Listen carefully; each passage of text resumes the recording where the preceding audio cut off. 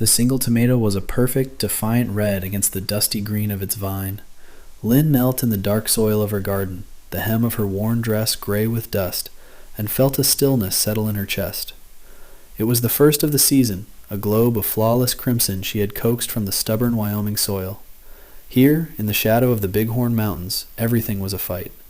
The wind fought the shingles on her roof, the sun fought the moisture in the ground, and the silence fought a person's sanity. But this tomato, this small, weighty promise of a harvest, was a victory. Her cabin stood a quarter-mile from the sprawling ranch where Silas Blackwood worked. It was a simple, sturdy structure her late husband Chen had built with his own hands before the railroad work took him for good. The deed to their 40 acres, filed properly in Cheyenne and tucked inside a tin box beneath a floorboard, was her only claim to a place in the world. For 2 years she had held on. She woke before the sun, her hands already reaching for the familiar weight of the axe or the handle of the water bucket. She tended her garden, mended her clothes, and traded her surplus vegetables in the small town of Jericho, 10 miles east, for flour and salt. She was a fixed point in the landscape, as constant and quiet as the mountains themselves. Silas Blackwood often watched her from the fence line that separated his employer's vast cattle operation from her small, fiercely defended square of the world. He never stared, not in a way that felt possessive or intrusive. His gaze was one of quiet astonishment. He saw her chop wood with a steady, rhythmic swing that would tire men twice her size. He saw her patch her own roof after a hailstorm, her small figure resolute against the sky. He had, on more than one occasion, found a reason to ride the fence near her property, leaving a sack of oats or a freshly dressed rabbit on a post for her to find. No words were ever exchanged in these offerings. There was only the quiet gift and its quiet acceptance, an unspoken language of survival in a land that demanded it. Today, however, was different. As Silas sat his bay mare, watching Lynn in her garden, he saw the tracks. 2 sets. One was her own, small, moccasin-clad footprint. The other was the sharp, clean print of a city boot, accompanied by the hoof marks of a shod horse.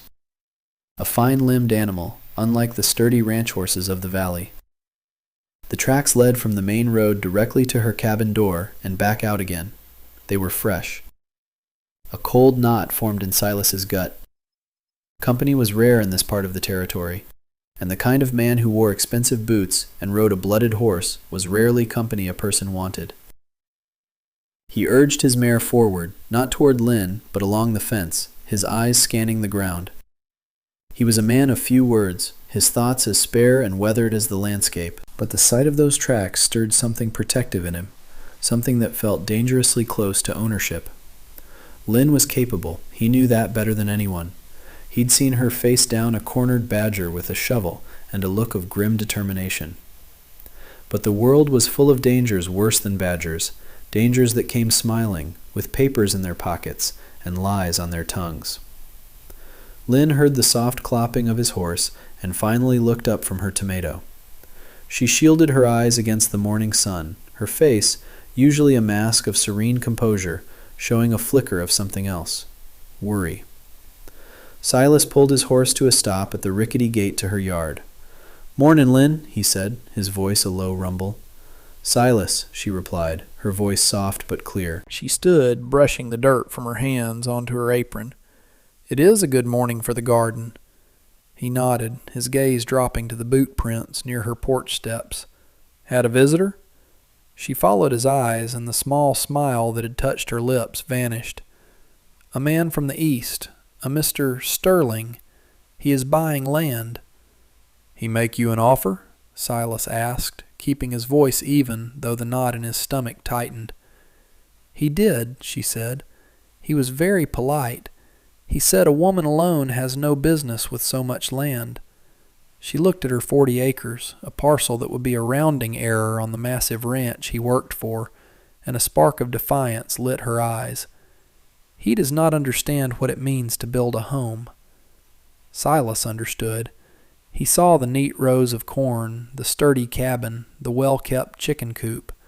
This wasn't just land, it was a life, wrested from nothing. "What did you tell him?" "I told him my home is not for sale," she said simply. Silas nodded again, a slow, deliberate motion. That was the right answer. But he knew men like Sterling. They didn't hear the word no. They only heard a temporary inconvenience. He looked from her tired, resolute face to the perfect red tomato gleaming on the vine. He knew, with a certainty that chilled him to the bone, that the fight for this small piece of earth had just begun. The next week, the creek went dry. It wasn't a slow dwindling, the way it did in the driest parts of August. It was an abrupt absence. One morning, Lynn went to fill her buckets from the small, clear stream that bisected her property, the very reason Chen had chosen this spot, and found only a muddy trickle seeping between the rocks. Panic, cold and sharp, seized her. Without that water, her garden would wither in a matter of days. Her chickens, her hopes, everything would turn to dust. She followed the creek bed upstream, her heart pounding a frantic rhythm against her ribs. A half-mile onto the next parcel, the one she knew had recently been purchased, she found the cause. A crude dam of rock and felled timber choked the waterway, diverting the entire flow into a newly dug ditch that led west, away from her land. It was no act of nature. The saw marks on the logs were fresh, the displaced earth still dark and damp. When Silas rode by that evening on his way back to the ranch house, he found her standing by the dead stream, her shoulders slumped. The defiant spark he'd seen a week ago was gone, replaced by a look of utter desolation. He didn't need to ask. He could see the dust already settling on the leaves of her corn stalks. "Sterling," he said. It wasn't a question. She just nodded, her gaze fixed on the dry creek bed, as if she could will the water back into it. "This is his answer to your no," Silas said, his voice grim. He dismounted, the leather of his saddle creaking in the heavy silence. "He can't do this. There are water rights." "He is a rich man. I am not," she said, her voice barely a whisper. "The law is for men like him."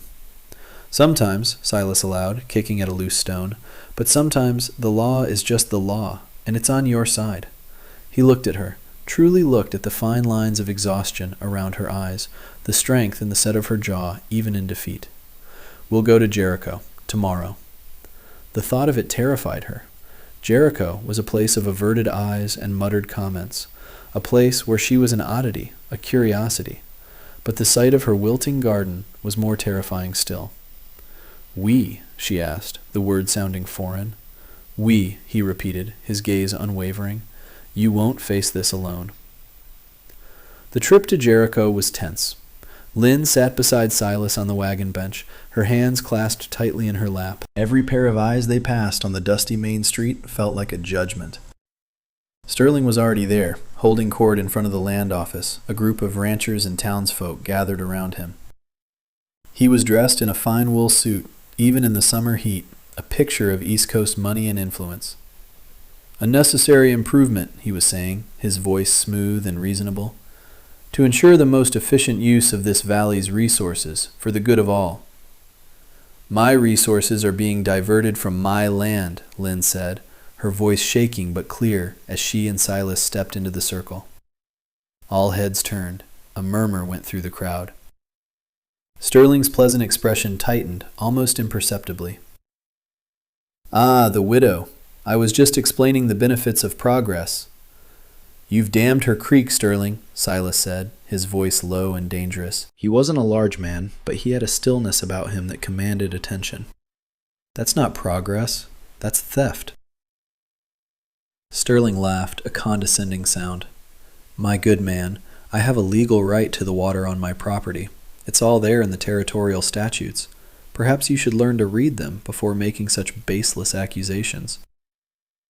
It was the wrong thing to say.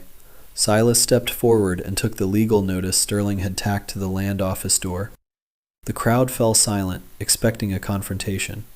They knew Silas Blackwood as a quiet hand, good with horses, but not a man of letters. They were wrong. His finger traced the dense print. "It says here," Silas read aloud, his voice steady, "that any diversion of a natural waterway requires a 30-day public notice of intent, and that any prior downstream claims, established before the date of this notice, must be honored." He looked up from the paper, his eyes locking with Sterling's. "This notice is dated yesterday. Lynn's claim is 2 years old. You broke the law, Sterling. You didn't just break it, you bragged about it. A stunned silence fell over the crowd. Sterling's face, which had been a mask of confident authority, turned a blotchy red. He had underestimated the quiet cowboy, and he had done it in public.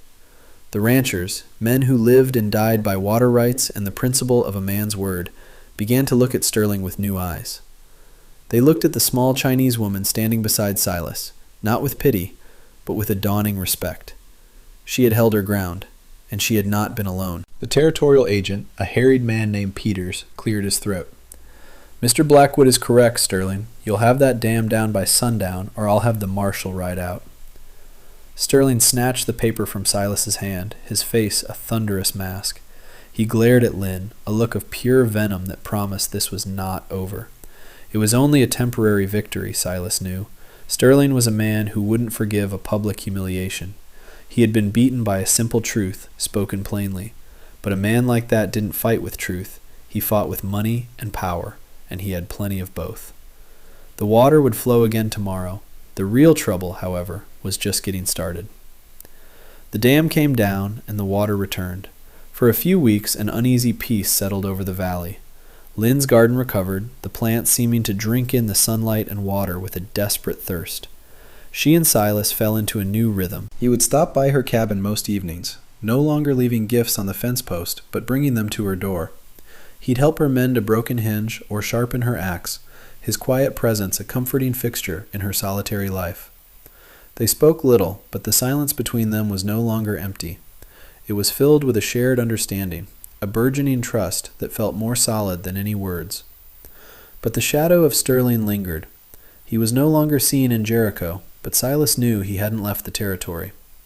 A man with that much pride and that much money didn't simply walk away from a loss. He regrouped. He found new weapons. The letter arrived by way of the circuit rider, a thin, travel-stained envelope addressed to Lynn in a precise, elegant hand.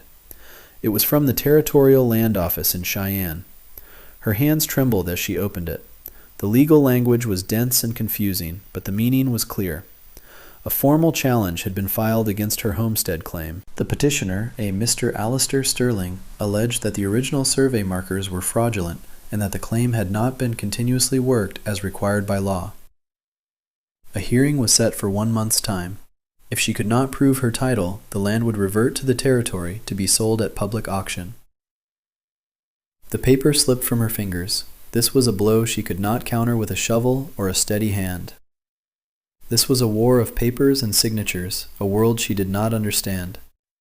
The allegation that she hadn't worked the land was a cruel joke. She had poured her sweat and tears into every square inch of it. The accusation of fraud felt like a stain on Chen's memory. That night the sky broke open. A summer thunderstorm, violent and sudden, swept down from the mountains. Rain hammered the roof, and the wind shrieked around the corners of the cabin like a hungry animal. Lynn sat at her small table, the legal notice spread before her in the flickering lamplight, and felt a despair so profound it threatened to swallow her whole. A sharp knock on the door made her jump. It could only be one person. She unlatched the door, and Silas stood on her porch, soaked to the skin, his hat dripping in his hand. "Saw the light," he said, as if that explained everything. "Figured you'd be worried about the storm." She stepped back, letting him in. He brought the scent of rain and wet earth with him, filling the small, tense space. He saw the letter on the table, saw the look on her face, and needed no explanation. He picked up the document, his brow furrowed as he read. "He's a snake, this one," Silas said, his voice low. "He can't beat you on the water, so he'll try to steal the ground out from under you." He looked around the cabin, at the neatly stacked firewood, the clean-swept floor, the row of preserved vegetables in glass jars on a shelf. "Not continuously worked? A blind man can see the work you've done here." "Chen made the survey," she whispered, her voice thick with unshed tears. "He would never. He was an honest man." "I know," Silas said gently. He moved closer, his presence a solid wall against the storm raging outside and the one raging within her. "But we have to prove it." She shook her head, a single tear finally escaping and tracing a path through the faint layer of dust on her cheek. "How, Silas? All I have is my word. And what is my word against a man like him? She reached for the tin box beneath the floorboards and brought it to the table. Inside was the deed, a few worn Chinese coins, and a small, crudely carved wooden bird. She picked up the bird, its surface smoothed by years of handling. "Chen made this for me," she said, her voice cracking, "on the ship from our homeland. He said it was a bird of good fortune. He said it would watch over our new home." She looked up at Silas, her eyes shimmering with a pain he was only just beginning to understand. "He died laying track for the railroad. He worked until his heart gave out, saving every dollar for this piece of ground. This land is all I have left of him." The confession hung in the air between them, raw and vulnerable. Silas reached out, not to touch her, but to gently take the wooden bird from her palm. He studied the simple, loving cuts of the knife. He wasn't just fighting for a neighbor anymore. He was fighting for Chen's memory, for the hope that had been carved into this small piece of wood. "My father lost our farm back in Missouri," he said, his voice quiet, the words coming hard, as if pulled from a deep well.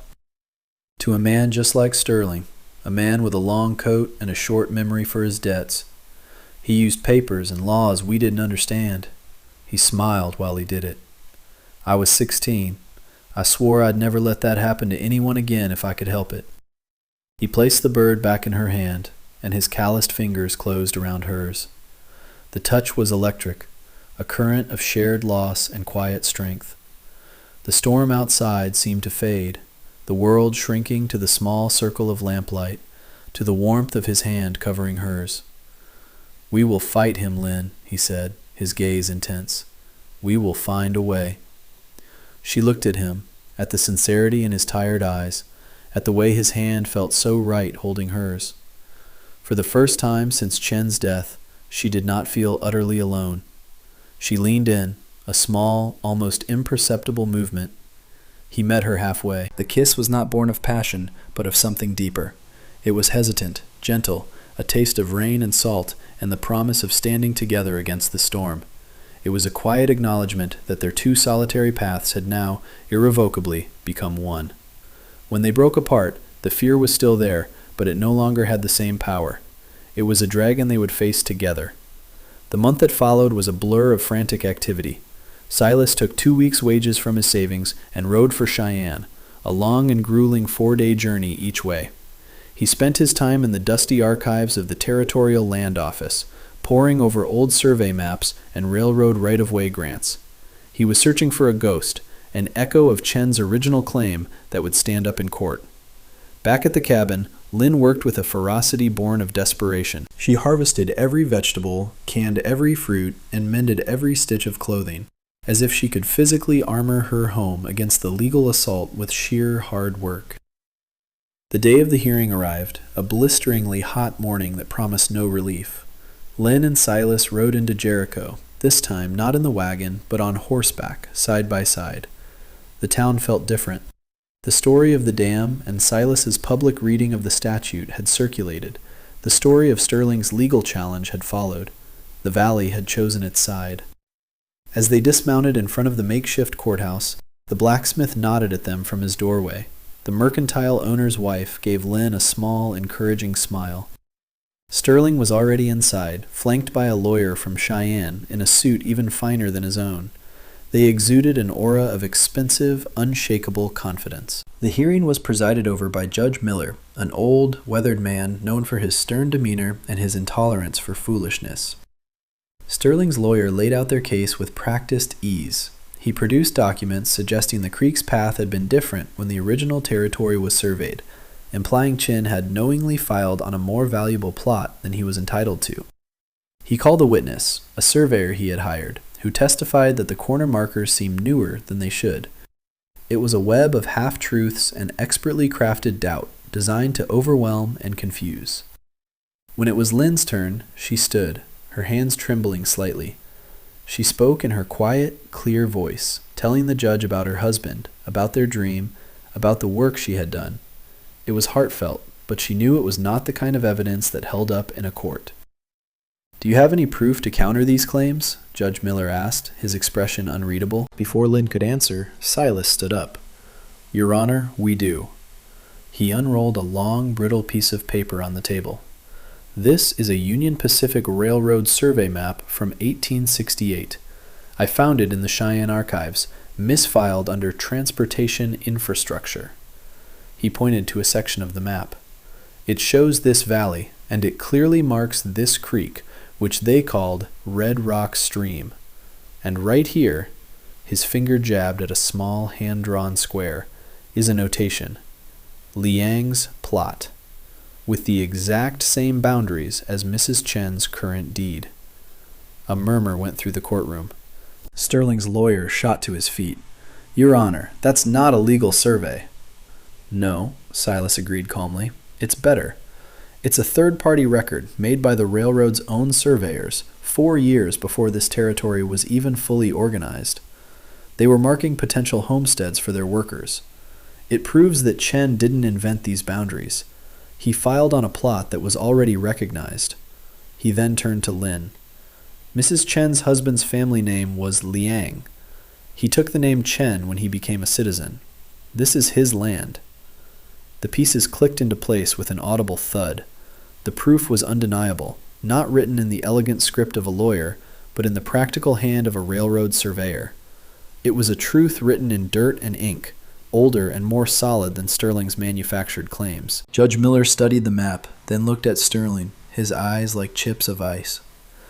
"Mr. Sterling," he said, his voice dangerously low, "it appears you have brought a frivolous and malicious claim before this court. You have wasted this court's time and harassed a law-abiding citizen." He banged his gavel once, the sound cracking through the silent room. "Claim dismissed, and you, sir, will pay all of Mrs. Chen's legal fees and a punitive fine of $500 to the court for this stunt." Sterling's face was a study in disbelief, which quickly curdled into pure rage. His empire of paper had crumbled against a single, inconvenient fact. He and his lawyer stalked from the courthouse without a word, the hostile stares of the townspeople following them out. Outside, in the bright, unforgiving sunlight, Lynn felt a wave of dizziness. It was over. She had won. She looked at Silas, who was quietly rolling up the precious map. He had not done it for her. He had done it with her. They rode home in a comfortable silence, the weight of the last month lifted from their shoulders. As they reached her gate, Silas dismounted and stood, waiting. She slid down from her horse, her legs unsteady. They walked into the garden, the late afternoon sun casting long shadows. The plants were heavy with fruit, the air thick with the scent of ripe tomatoes and rich earth. It was a testament to her resilience, a living, breathing victory. Silas stopped by the vine where the first tomato had grown. It was laden with them now, dozens of perfect red globes. He reached out and plucked one, its skin warm from the sun. He turned it over in his calloused hands. "You've built something amazing here, Lynn," he said, his voice full of a quiet awe. He looked from the garden to her, his gaze soft. "Whoever marries you will be a lucky man." A small, genuine smile touched her lips, a smile that reached her eyes and made them shine. She stepped closer to him, into his space, and the world seemed to hold its breath. She looked up at him, her heart a steady, certain rhythm in her chest. "I was hoping it would be you," she whispered. He didn't answer with words. He simply reached out, his hand gently cupping her cheek, and lowered his head to hers. The kiss, this time, was not about shared hardship or fighting dragons. It was about the quiet, certain joy of a harvest finally brought home. It was the start of a new season, a life to be built not in solitude, but together, on a small patch of earth they could finally, truly call their own. And that brings us to the end of this one. If you stayed with me all the way through, thank you. Stories like this one only get told because folks like you sit down and listen.